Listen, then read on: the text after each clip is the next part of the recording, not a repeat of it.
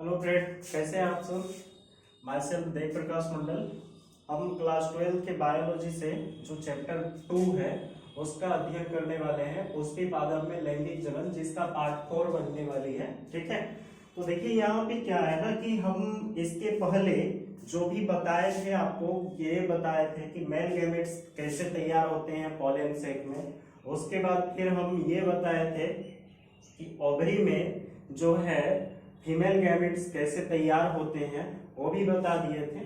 ठीक है, और थोड़ा सा हमने ये भी बता दिए थे कि डबल फर्टिलाइजेशन की क्रिया कैसे होती है। ठीक है, अभी हम डबल फर्टिलाइजेशन की क्रिया फिर से पुनः बता देंगे आपको। तो सबसे पहले क्या है कि हम सारे प्रोसेस को आगे बढ़ते गए, सारे टॉपिक को आगे बढ़ाते गए। अब जो टॉपिक आएगी वो टॉपिक है पॉलिनेशन की। ठीक है, तो पॉलिनेशन है ही क्या। सबसे पहला पॉइंट ये है कि पॉलिनेशन क्या है। पॉलिनेशन क्या है, तो देखिए ये अगर एक फ्लावर है,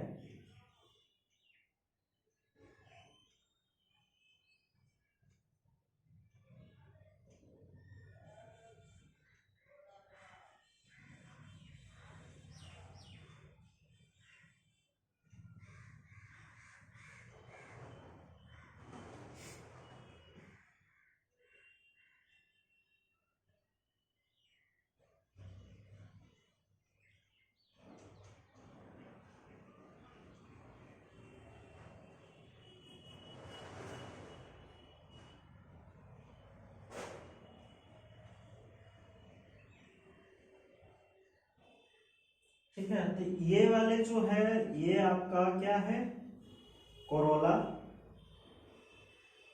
ये है कैलिक्स। ठीक है,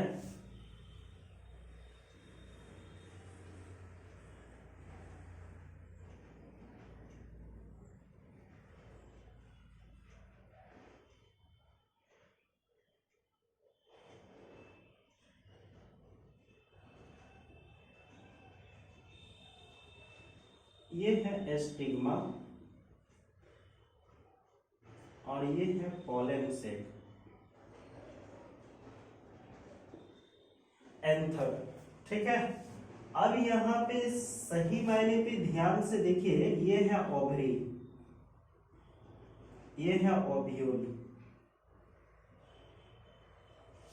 अब यहाँ क्या है कि एस्टिग्मा में पोलन सेक से पोलन ग्रेन जब निकलकर एस्टिग्मा में प्रवेश करती है, इस क्रिया को क्या कहते हैं, पोलन पॉलिनेशन कहते हैं। ठीक है, तो एस्टिग्मा में पोलन सेक से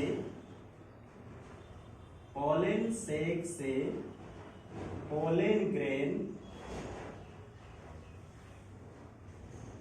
निकलकर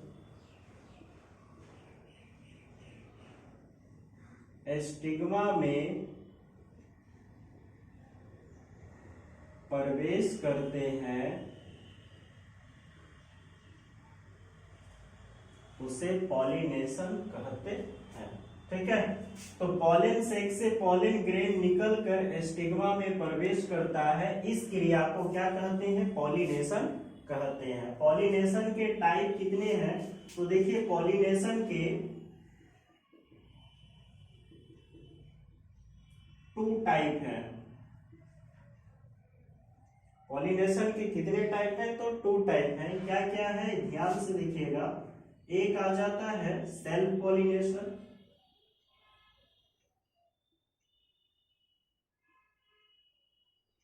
ये सेल्फ पॉलिनेशन क्या है, जब कोई भी फ्लावर खुद अपने आप क्या है पॉलिनेशन करते हैं, यानी परागकण से, मतलब ये जो है पोलन सेक से पोलन ग्रेन निकलकर खुद आ जाते हैं, किसमें, एस्टिग्मा में प्रवेश कर जाते हैं, उस क्रिया को क्या कहते हैं, सेल्फ पॉलिनेशन कहते हैं। मतलब एक ही पुष्प में एक ही फ्लावर अपने पोलन सेक से निकलकर अपने ही फ्लावर के स्टिग्मा में प्रवेश करते हैं, उस क्रिया को पोलन सेल्फ पॉलिनेशन कहते हैं। ठीक है, एक ही फलावर अपने पोलन ग्रेन को यानी परागकण को अपने वर्तिकाग्र तक पहुंचाते हैं और निषेचन की क्रिया बढ़ाती है, उस क्रिया विधि को सेल्फ पॉलिनेशन कहते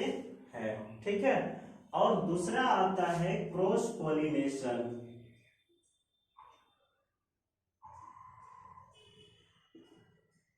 क्रॉस पॉलिनेशन क्या है कि क्रॉस पॉलिनेशन में क्या होता है ना कि एक जो है एजेंट की आवश्यकता होती है। क्रॉस पॉलिनेशन वैसी पॉलिनेशन है जिसमें एक एजेंट की आवश्यकता होती है। वह एजेंट जो है क्या करते हैं, क्रॉस करवाते हैं। किसको? पोलन सेक से पोलन ग्रेन को लेके आके स्टिग्मा में प्रवेश करवाते हैं। इस क्रिया विधि को क्या कहते हैं? क्रॉस पॉलिनेशन कहते हैं। ठीक है, तो क्रॉस पॉलिनेशन क्या है? जब एजेंट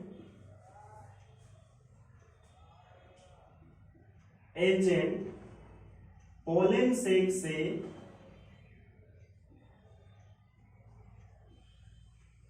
पोलन ग्रेन को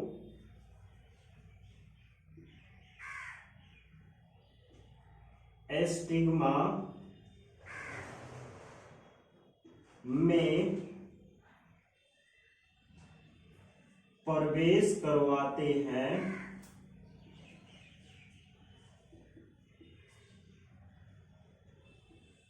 उस क्रिया विधि को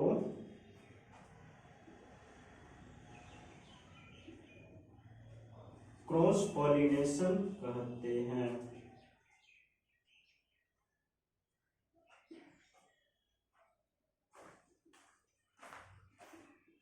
ठीक है, तो ये क्रॉस पॉलिनेशन क्या है? क्रॉस पॉलिनेशन में एक एजेंट सहायक होते हैं, मतलब एक माध्यम सहायक होता है। ठीक है, तो ये माध्यम क्या है? तो एक एजेंट क्या होते हैं? एजेंट जो है कितने हैं इसके क्रॉस पॉलिनेशन में, कितने एजेंट शामिल हैं? तो देखिए 3 एजेंट शामिल हैं। क्रॉस पॉलिनेशन का कितना एजेंट है?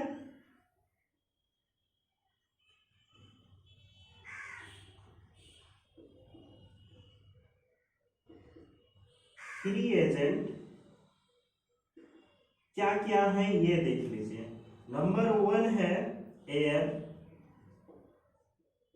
ठीक है, जिसमें क्या है कि हवा के द्वारा यानी वायु के द्वारा पोलन सेक से पोलन ग्रेन आती है और स्टिग्मा में प्रवेश कर जाती है। उस परागन को एयर पॉलिनेशन कहा जाता है। इस तरह के यानी कि पराग पोलन सेक से पोलन ग्रेन को हवा ने लिया और स्टिग्मा में प्रवेश करवाया। This pollination is called air pollination. ठीक है, तो एयर पॉलिनेशन क्या है कि हवा के द्वारा परागकण को वर्तिकाग्र तक पहुंचा देने की विधि को वायु परागन कहते हैं। ठीक है, तो वायु परागन किसे कहते हैं? वायु परागन उसे कहते हैं जब पोलन ग्रेन यानी कि परागकण को परागकोश से परागकण को वर्तिकाग्र तक पहुंचाया जाता है, उस क्रिया विधि को वायु परागन कहते हैं। ठीक है, उसके बाद वायु के द्वारा परागित होने वाले फसल में है मक्का। ठीक है, जो वायु के द्वारा ही परागित हो जाते हैं। ठीक है, नेक्स्ट है और भी बहुत सारे हैं फसल जो वायु के द्वारा ही परागित होते हैं। नेक्स्ट दूसरा आता है वाटर। ठीक है, तो यहां देखिए जल में जितने सारे फ्लावर पाए जाते हैं, जैसे हो गया लोटस का, ये सारे क्या होते हैं? किससे फैलते हैं? जल के द्वारा पोलन सेक से पोलन ग्रेन को लेके आए और स्टिग्मा में एंट्री करवा दिए। इस क्रिया विधि को जल परागन कहते हैं यानी वाटर पॉलिनेशन कहा जाता है। ठीक है, तीसरा है इंसेक्ट। ठीक है, कीट से या फिर जंतु भी बोले तो चल जाएगा, जो कि मानव से भी होगी अभी। तो इंसेक्ट जो है तो वो क्या है कि इंसेक्ट क्या करते हैं, आप जानते ही होंगे कि भौरे जो है हम लोग के घरों में, मक्खियां जो है हम लोग के हाउस फ्लाई जिसको बोलते हैं, उसके बाद फिर क्या है कि मधुमक्खी जो होते हैं वो कीड़े कीड़े जो जितने सारे कीड़े में आ जाते हैं, ये सब क्या करते हैं कि ये फ्लावर के पोलन ग्रेन में बैठे, पोलन सेक में बैठे और पोलन सेक में बैठे और पोलन ग्रेन उसके बॉडी में चिपक गए। ठीक है, चिपक जाने के बाद ये कहाँ आ गए, स्टिग्मा में प्रवेश। कभी ये जो भी इंसेक्ट है यहाँ बैठे और यहाँ से पुनः वह कहाँ आ गए, स्टिग्मा में आ गए। स्टिग्मा में थोड़ा लचीला चिपचिपा पदार्थ भी होता है, जिसके कारण उसका मन मोहित हो जाता है, क्योंकि ये नेक्टर लेने के लिए यहाँ पहुंचते ही है। ठीक है, तो यहाँ पे कोई भी आके चिपचिपा पदार्थ में बैठता है, जिसके कारण इस पोलन ग्रेन जो है यहाँ प्रवेश कर जाता है। ठीक है, जब ये प्रवेश कर जाते हैं इस जगह पे, तो प्रवेश करने के साथ ही यह क्या करता है, अपना पोलिनेशन की क्रिया कर लेती है। तो इस तरह से इंसेक्ट भी क्या करते हैं, क्रॉस पोलिनेशन में मदद करते हैं। तो क्रॉस पोलिनेशन का 3 एजेंट कौन कौन है, एक एयर है, दूसरा वाटर है और तीसरा इंसेक्ट है। ठीक है, अब देखिए सबसे पहले क्या है कि क्रॉस पॉलिनेशन में क्या होता है कि क्रॉस पॉलिनेशन का प्रॉफिट भी जानना है कि क्रॉस पॉलिनेशन में क्या लाभ होते हैं। ठीक है, तो क्रॉस पॉलिनेशन में लाभ, प्रॉफिट ऑफ क्रॉस पॉलिनेशन।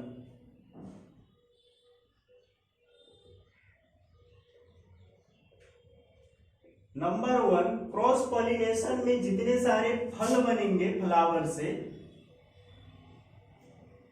जितने सारे फल बनने वाले हैं, यानी क्रॉस पॉलिनेशन से जो पॉलिनेशन होती है और होने के बाद जो फ्लावर बनती है, क्रॉस पॉलिनेशन से जितने सारे फल बनते हैं यानी फ्रूट लार्ज होते हैं, फ्रूट्स लार्ज होते हैं या तो फिर हैप्पी होते हैं। ठीक है, और फ्रूट लार्ज भी होता है, हैप्पी भी होता है और डिलीशियस भी होता है। ठीक है, फ्रूट कैसे कैसे होते हैं, लार्ज होते हैं, उसके बाद हैप्पी होते हैं, उसके बाद हैप्पी होते हैं, उसके बाद डिलीशियस भी होते हैं। इसका जो सीड का शेप है वो बड़ा होता है, सीड का स्ट्रक्चर यानी सीड का जो शेप है वो बड़े होते हैं, शेप लार्ज होते हैं। किसका, क्रॉस पॉलिनेशन में। क्रॉस पॉलिनेशन से जो फल बनते हैं वो क्या होते हैं, फ्रूट लार्ज होता है यानी फल जो होते हैं उसका वो लार्ज होता है, हैप्पी होता है और डिलीशियस होता है यानी स्वादिष्ट भी होता है, सीड से लार्ज होते हैं। ठीक है, नेक्स्ट है, इसमें जो है तीसरा क्या है कि डिजीज एंटीजन तैयार होते हैं। एंटीजन जो है वो क्या होते हैं, तैयार होता है। ठीक है, तो ये है प्रॉफिट, और भी बहुत सारे हैं। उसके बाद फिर क्या है, लॉस।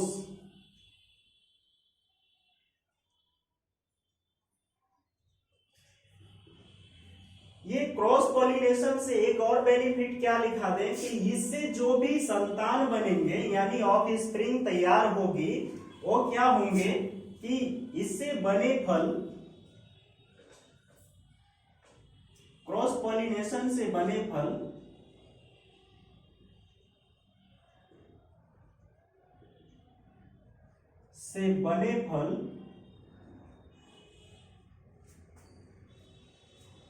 में गुण अलग अलग होंगे।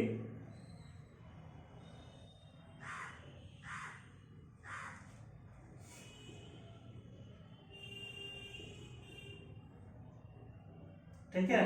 क्रॉस पॉलिनेशन से बने फल में गुण अलग अलग होंगे, क्योंकि उसका वेरिएशन जो है एक ही डीएनए पे काम नहीं करता है, बल्कि दो डबल डीएनए का यूज हो जाता है। ठीक है। अब जो है लॉस ऑफ क्रॉस पॉलिनेशन,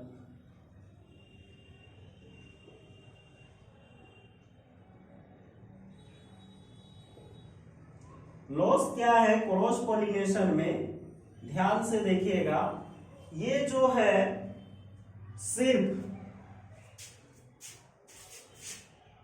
इससे बने संतान जो होंगे, इससे जो बनते हैं फल, इससे बने फल हाइब्रिड कहलाएंगे। क्या कहलाएंगे? हाइब्रिड कहलाएंगे। किससे? क्रॉस पॉलिनेशन से जब फल बनते हैं तो क्या कहलाते हैं? हाइब्रिड कहलाते हैं।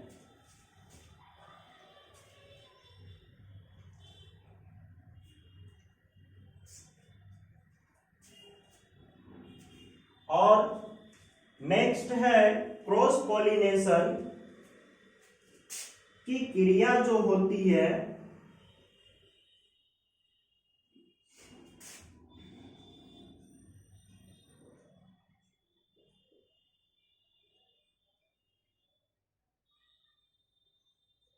इंडिफिनिट होती है।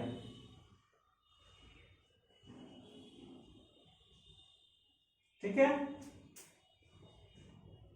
क्रॉस पॉलिनेशन में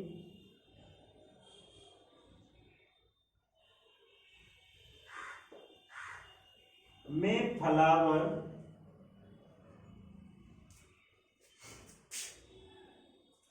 दूसरे फ्लावर पर निर्भर करते हैं।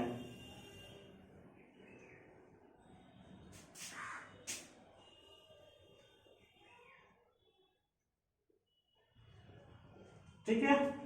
अब यहां पे एक ध्यान से देखिएगा कि प्रॉफिट ऑफ क्रॉस पॉलिनेशन, तो प्रॉफिट क्या है कि फ्रूट का जो आकार होता है, स्ट्रक्चर, फ्रूट का शेप कैसा होता है? लार्ज होता है, हैवी होता है, और ये खाने में बहुत ही स्वादिष्ट होते हैं।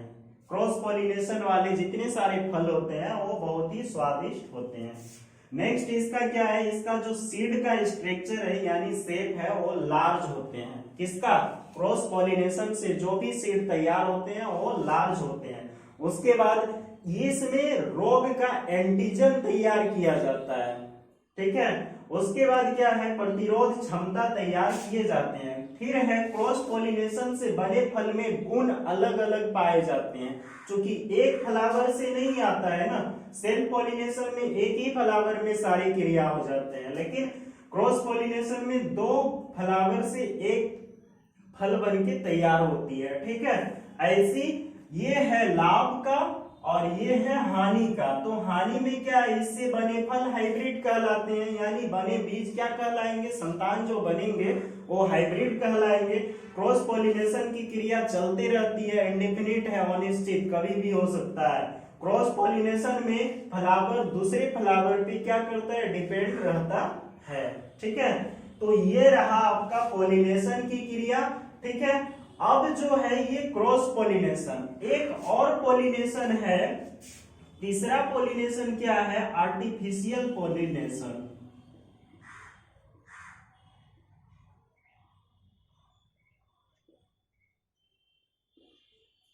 ये है आर्टिफिशियल पॉलिनेशन। आर्टिफिशियल यानी आर्ट मीन्स कला। ठीक है।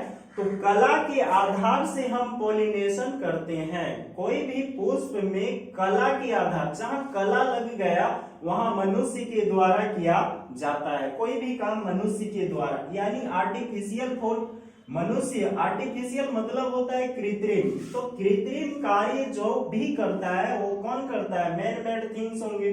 तो मैन मेड थिंग्स, तो मनुष्य के द्वारा आर्टिफिशियल क्रिया होती है पॉलिनेशन में। तो मनुष्य के द्वारा कौन सी आर्टिफिशियल क्रिया होती है? ध्यान से देखिएगा। दो टाइप के होते हैं। एक होते हैं इमास्कुलेशन, और दूसरा होता है बैगिंग। इमास्कुलेशन में जो भी होते हैं ये जो पुंकेसर है ना, ये जो फिलामेंट है, छोटे में ही इसको क्या किया जाता है, कट कर दिया जाता है ताकि ये और नहीं हो सके।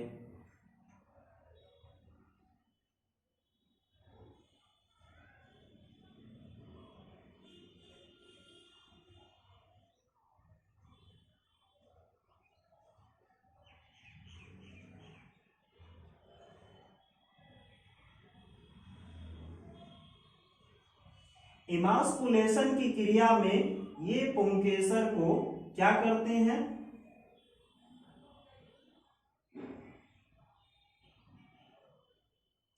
ये वाले जो होते हैं इसको छोटे में ही काट दिया जाता है, यहां से कट, यहां से कट बच जाता है। इसमें सिर्फ स्टिग्मा रहते हैं और स्टिग्मा में हम क्या करते हैं, दूसरे फ्लावर से लेके आते हैं पॉलन ग्रेन और यहाँ पे डाल देते हैं। इस तरह की फर्टिलाइजेशन जो होती है, वह फर्टिलाइजेशन से जो फल बनेंगे वह कैसी फल होगी, आर्टिफिशियल पॉलिनेशन की फल होगी। ठीक है। और बैगिंग की क्रिया जब होती है,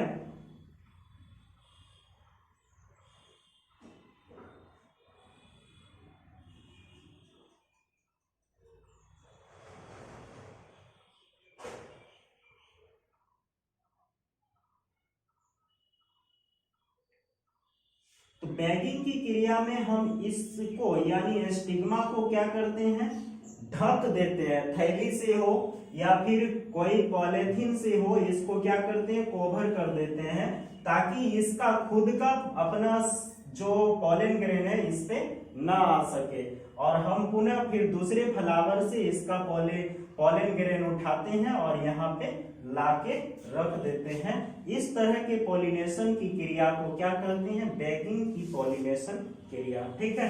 तो आर्टिफिशियल में दो तरह के पॉलिनेशन होते हैं। एक होते हैं इमास्कुलेशन की क्रिया, जो हमने अभी बताया कि इसका दोनों का क्या किया जाता है, कट कर दिया जाता है, यानी कि फिलामेंट को उड़ा दिया जाता है जिसमें पॉलन ग्रेन, ऐसे पुष्प जिसमें पॉलन ग्रेन रहते ही नहीं है, यानी पॉलन सेक रहते ही नहीं है, उस पॉलन, जिस पुष्प में पॉलन सेक नहीं रहता है उस पुष्प को परागित करने के लिए हम कौन से विधि अपनाते हैं, इमास्कुलेशन की विधि अपनाते हैं। और बैगिंग की क्रिया को अपनाने के लिए हम स्टिग्मा को क्या करते हैं, थैली युक्त बंद कर देते हैं और दूसरे फ्लावर से लाकर पॉलन ग्रेन को स्टिग्मा में प्रवेश करवाते हैं ताकि वह बैगिंग की क्रिया से उस फ्लावर में दूसरे फ्लावर का गुण आ सके। ठीक है। ये क्रिया विधि जो है आर्टिफिशियल की क्रिया विधि, हम जो 5वें चैप्टर है ना जेनेटिक्स का, वंशागत, तो उसमें हम पढ़ने वाले हैं, जिसमें ग्रेगर जॉन मेंडल ने सारे चीज को बताया था, लंबे पौधे, बौने पौधे, इसके बारे में बताए थे। ठीक है। ये रहा आपका पॉलिनेशन की क्रिया। ठीक है। अब जो है हम बताएंगे आपको कि पॉलिनेशन की क्रिया तो हो गई, अब डबल फर्टिलाइजेशन की क्रिया कैसे होती है और ट्रिपल फर्टिलाइजेशन, ट्रिपल फ्यूजन क्या है और सिनगेमी क्या है। ठीक है।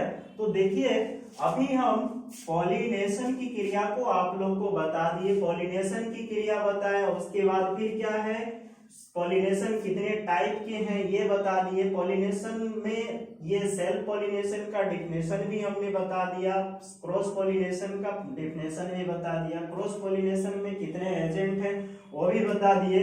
उसके बाद क्रॉस पॉलिनेशन से जो लाभ होती है वो भी बता दिए, क्रॉस पॉलिनेशन से जो हानि होती है वो भी बता दिए। ठीक है। आर्टिफिशियल पॉलिनेशन के बारे में भी बता दिए। ठीक है। अब जो है आपको हम अभी बताने वाले हैं वो देखिए,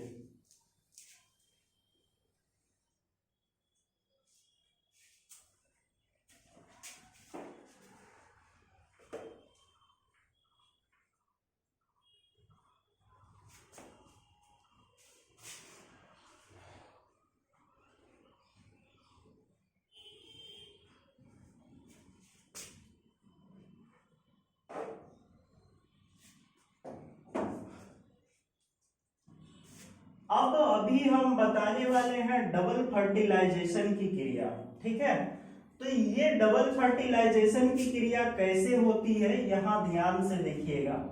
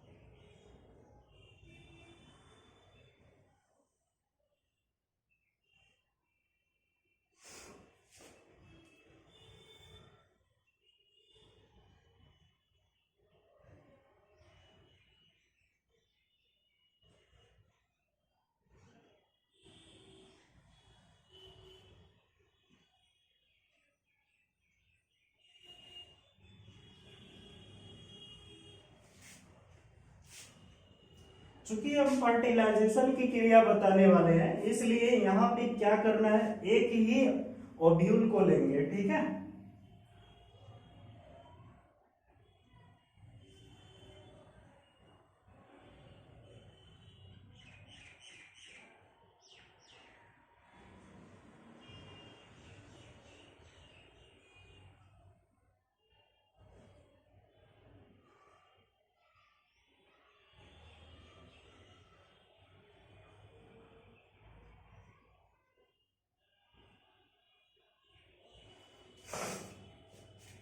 हमने बता दिया था कि ये वाले भाग को क्या कहते हैं, ओवरी।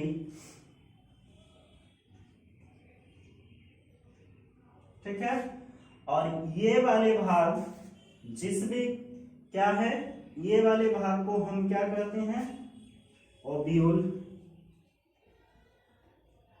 यहां वाले भाग को, ये खाली जो जगह है, इस खाली जगह को माइक्रोपाइल बोला जाता है, और इस भाग को चलाजा बोला जाता है। ठीक है, ये है फिलामेंट, ये है पोलन सेक, इसके अंदर क्या है, पोलन ग्रेन है।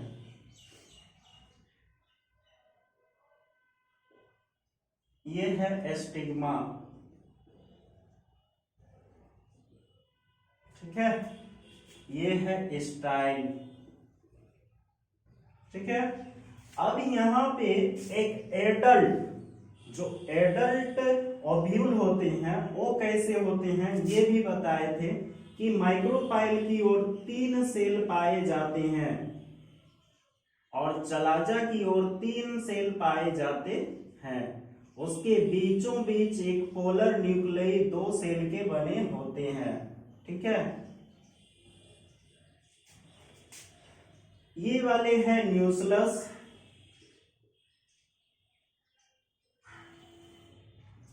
और ये है एम्ब्रियो सेक।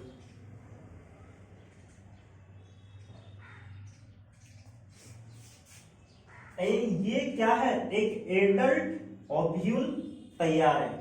ठीक है, अब क्या होता है कि पोलन सेक से जब पोलन ग्रेन आते हैं, ठीक है ना, जब पोलन सेक से जब पोलन ग्रेन कहाँ आते हैं, एस्टिग्मा में प्रवेश करते हैं, तो एस्टिग्मा में प्रवेश करने के तत्पश्चात या कुछ ही क्षणों बाद उससे कुछ केमिकल सीक्रेट होता है, यानी हार्मोन सीक्रेट होते हैं, और ये हार्मोन सीक्रेट होने के साथ ही पोलन ग्रेन क्या कर देता है, पोलन ग्रेन में हम बताए थे स्ट्रक्चर कि ये वाले जर्म कोर होते हैं। ठीक है, तो पोलन ग्रेन में जो वेजिटेटिव और एक जनरेटिव 2 सेल पाए जाते हैं, जो वेजिटेटिव बड़े आकार के होते हैं और जनरेटिव छोटे आकार के होते हैं। और जनरेटिव क्या करता है, जैसे ही पॉलन ग्रेन स्टिग्मा में प्रवेश करते हैं, वैसे ही जेनरेटिव सेल जो है क्या करता है, माइग्रेशन करता है। किसमें, स्टिग्मा में प्रवेश करने के कुछ ही क्षण बाद उसमें हार्मोन सीक्रेट होती है, और हार्मोन सीक्रेट होने के बाद ही जेनरेटिव सेल दो नए नए सेलों का निर्माण कर देता है, जो कि जर्म पोर के क्षेत्र से निकल जाते हैं। कौन, ये दो सेल। जब ये दो सेल जर्म पोर के क्षेत्र से निकल जाते हैं तो किस चीज का निर्माण होता है, यहाँ पे पोलन ट्यूब का। ठीक है, तो ये क्या है, पोलन ट्यूब। तो यहां से ये पोलन ट्यूब तैयार हो गया, और ये जो है धीरे धीरे आते आते कहां आके प्रवेश किया,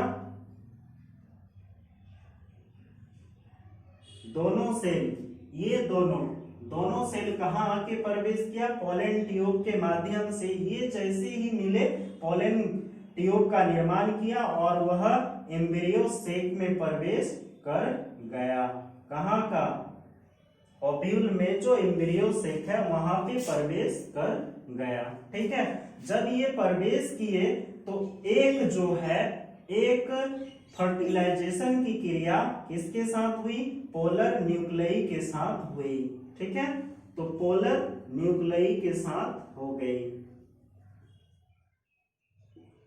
ठीक है, तो ये पोलर न्यूक्लियाई के साथ एक सेल क्या कर दिए, फर्टिलाइजेशन किए, और एक सेल जो है किसके साथ फर्टिलाइजेशन किए, एक सेल के साथ फर्टिलाइजेशन किए। ये वाला क्या है, एक सेल। इसके पहले भी हम बताए थे कि यहाँ एक सेल और ये क्या होते हैं, सिनर्जेड।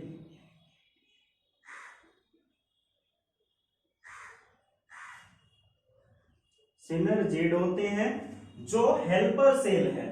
तो ये जो हेल्पर सेल है इसका हेल्प करता है, लेकिन ये ईग सेल के साथ क्या करते हैं, ये सेल ईग सेल के साथ फर्टिलाइजेशन की क्रिया करती है, और फर्टिलाइजेशन की क्रिया करने के बाद वह डिप्लॉइड जाइगोट का निर्माण कर देता है।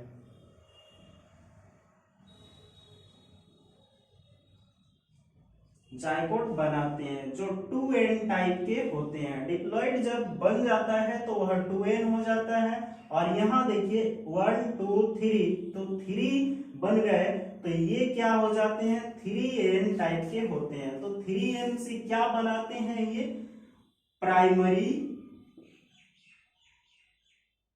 Indo sperm nucleus. ठीक है, तो प्राइमरी इंडो स्पर्म न्यूक्लियस बना लेते हैं। कौन बनाता है, प्राइमरी।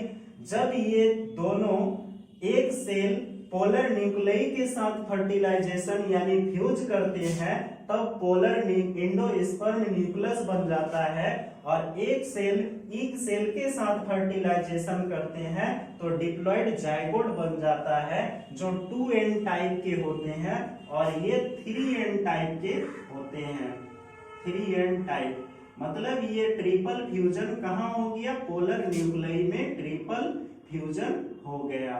ट्रिपल फ्यूजन की क्रिया कहाँ होती है, तो पुष्प के जो पोलर न्यूक्लियाई हैं उसमें ट्रिपल फ्यूजन की क्रिया होती है। और डबल फ्यूजन की क्रिया जहां ईग सेल होती है वहां डबल फ्यूजन की क्रिया होती है, जिसको हम सिनगेमी कहते हैं। ठीक है, तो इसको हम क्या कहते हैं, सिनगेमी कहते हैं। इस प्राइमरी इंडोस्पर्म न्यूक्लियस में क्या पाया जाता है, primary endosperm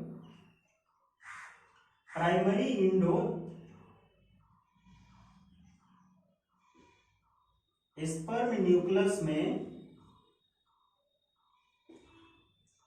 primary endosperm nucleus में स्टार्चेबल का, स्टार्च टाइप का भोज्य पदार्थ पाए जाते हैं, जो कार्बोहाइड्रेट होते हैं, पाए जाते हैं। ये भोज्य पदार्थ क्या करता है, जब ये जो सीड बनाते हैं एक सेल से जो डिप्लॉइड जाइगोट बनती है और डिप्लॉइड जाइगोट फिर क्या कर देता है, एम्ब्रियो का निर्माण कर देता है। एम्ब्रियो का जब निर्माण होता है तो एम्ब्रियो का तो पोषण चाहिए, तो एंडोस्पर्म क्या करता है, एम्ब्रियो को कुछ पोषण प्रदान करता है और कुछ भाग इसका क्या होता है, ओवरी से चिपक जाता है जो फल बनाते हैं। ओवरी क्या करते हैं, फ्रूट का निर्माण करता है। ओवरी में कुछ भाग इसका जो स्टार्चेबल भाग होता है वो रह जाता है जो फ्रूट बनाता है। और एग सेल क्या करता है, यानी ओव्यूल क्या करता है, ओव्यूल सीड का निर्माण करता है। ठीक है, तो डबल फर्टिलाइजेशन की क्रिया कब होती है, तो डबल फर्टिलाइजेशन की क्रिया, ध्यान रहे ये क्वेश्चन जो है ना बहुत ही बेस्ट है कि डबल फर्टिलाइजेशन की क्रिया कब होती है और कहाँ होती है। तो देखिए एक फ्लावर में एक ही टाइम पे, एक फ्लावर में एक ही टाइम पर जब जेनरेटिव सेल से बने दो नए सेल अंकुरित होकर, कहा अंकुरित होकर एम्ब्रियो सेक में प्रवेश करते हैं और एम्ब्रियो सेक में उपस्थित पोलर न्यूक्लियई के साथ एक सेल और एक ईग सेल के साथ दोनों एक ही बार में संकरण करते हैं, यानी फ्यूजन करते हैं, उस क्रिया विधि को क्या कहते हैं, डबल फर्टिलाइजेशन कहते हैं। तो देखिए डबल फर्टिलाइजेशन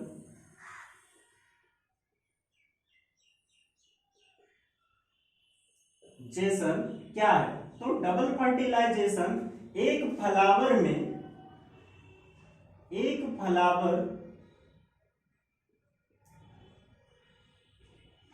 में जब पोलन ग्रेन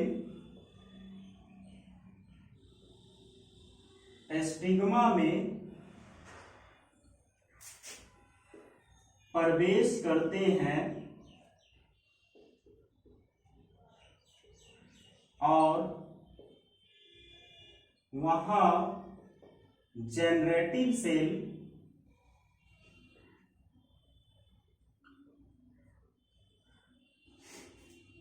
दो नए सेलों का निर्माण करके माइग्रेशन की क्रिया करते हैं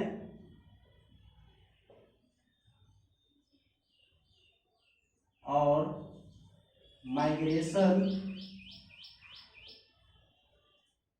की क्रिया करके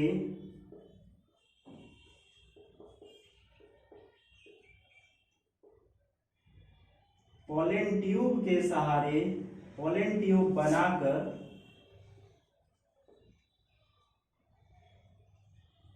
बनाकर ट्यूब के सहारे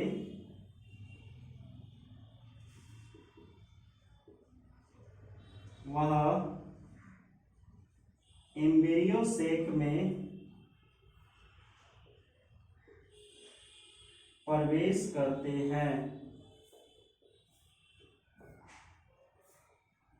तथा वहां पोलर न्यूक्लियई के साथ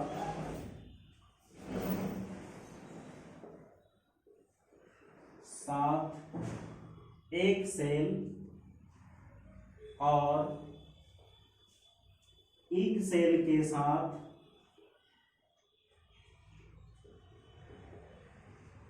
एक सेल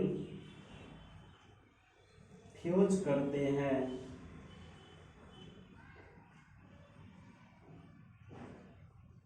फ्यूजन के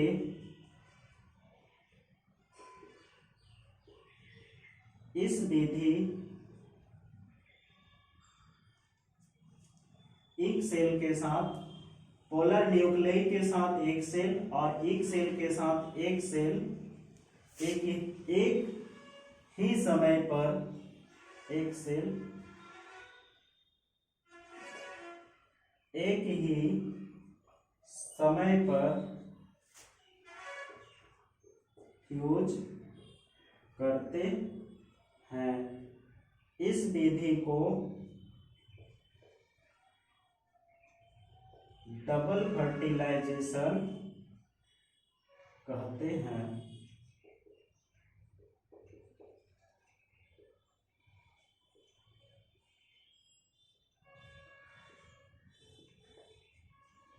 ठीक है, तो ये रहा डबल फर्टिलाइजेशन की क्रिया।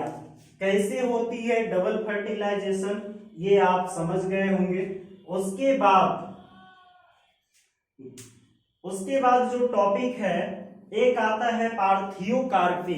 ठीक है, पार्थियोकार्पी क्या है, तो पार्थियोकार्पी क्या है ये इसके बारे में जानेंगे कि पार्थियोकार्पी है क्या।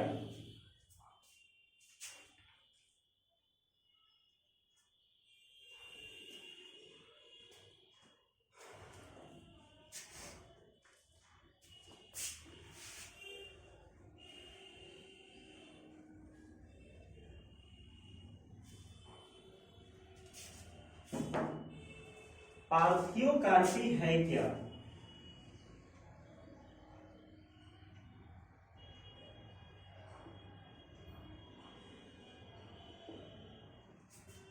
जो फल पुष्प में निषेचन के बिना ही हो जाता है उस फल को क्या कहते हैं? पार्थेनोकार्पी कहा जाता है। ठीक है, जो फल पुष्प से बिना निषेचन के ही बन जाते हैं, तो ये क्या है? फलावर के बिना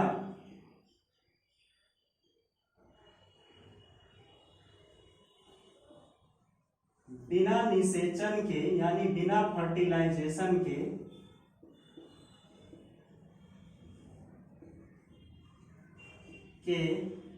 बन जाते हैं, उसे पार्थेनोकार्पी कहते हैं। ठीक है, तो ये क्या कहते हैं? फलावर के बिना, मतलब फलावर है ही नहीं और वह फर्टिलाइजेशन के बिना फर्टिलाइजेशन, फलावर है लेकिन फर्टिलाइजेशन की क्रिया नहीं होती है और फल बन जाते हैं, उस क्रिया विधि को क्या कहते हैं? पार्थेनोकार्पी कहते हैं। जैसे बनाना, ग्रेप्स इत्यादि। ठीक है, उसके बाद एक आता है पार्थेनोजेनेसिस।